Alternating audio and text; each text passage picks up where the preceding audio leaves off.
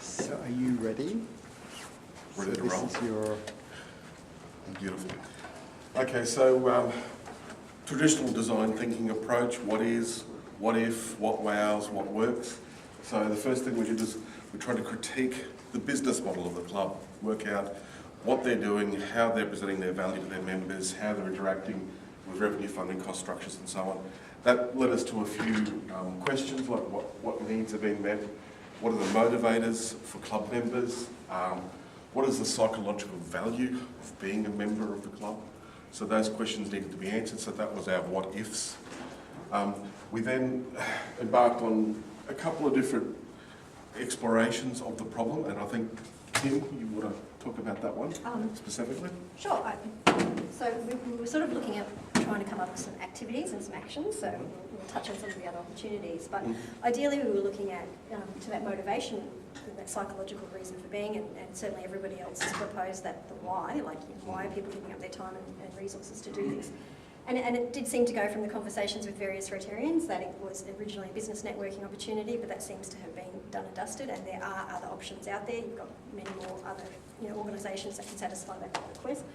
So we looked at the potential products that could be offered that need to satisfy the values of the people, and it was around benevolent works and the charity. So very much that charitable focus, and that should stay as is, and it's very important to develop that through social media channels or whatever.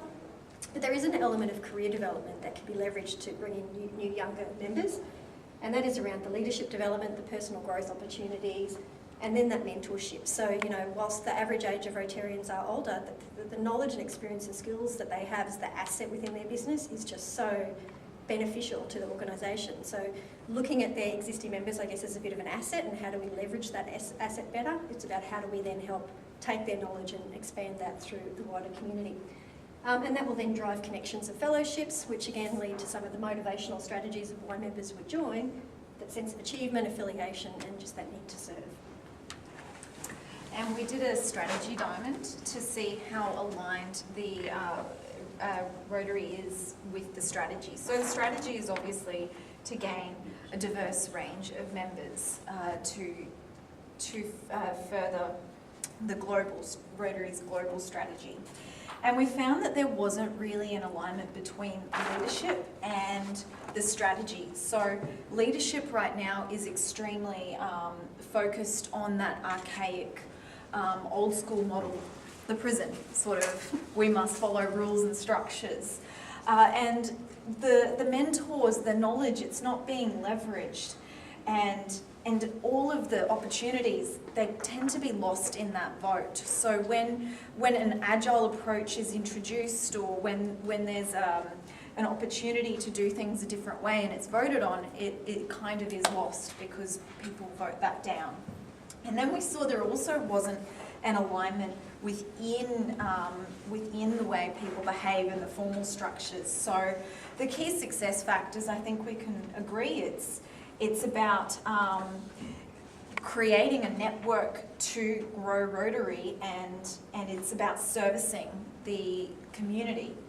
However, the formal structures being the board of directors, having the president, having all of these, having a hierarchy, kind of eats away at being able to realise these opportunities. And equally, we have a lot of capabilities that serve the needs, but we're not agile enough, and it kind of eats away at that four-way test in the service.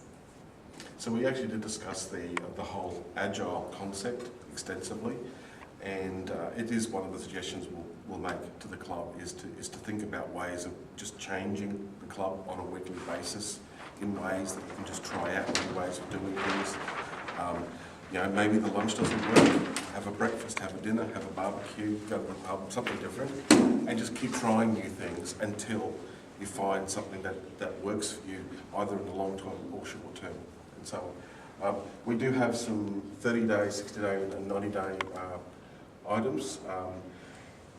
Interesting one, I think. Which one would you pick, Kim? I think we were looking at, assessing the skills of your existing members and saying, what have you got now? You have, and again, I'll use the word asset, you have an asset, how do you leverage that? So looking at them now, we did think from a leadership point of view that perhaps the vote wasn't the right cause, and perhaps it was the president and various individuals who are potentially here today. How do you assess, develop the value proposition, get agreement, and then execute an activity? And then repeat. And Repeat!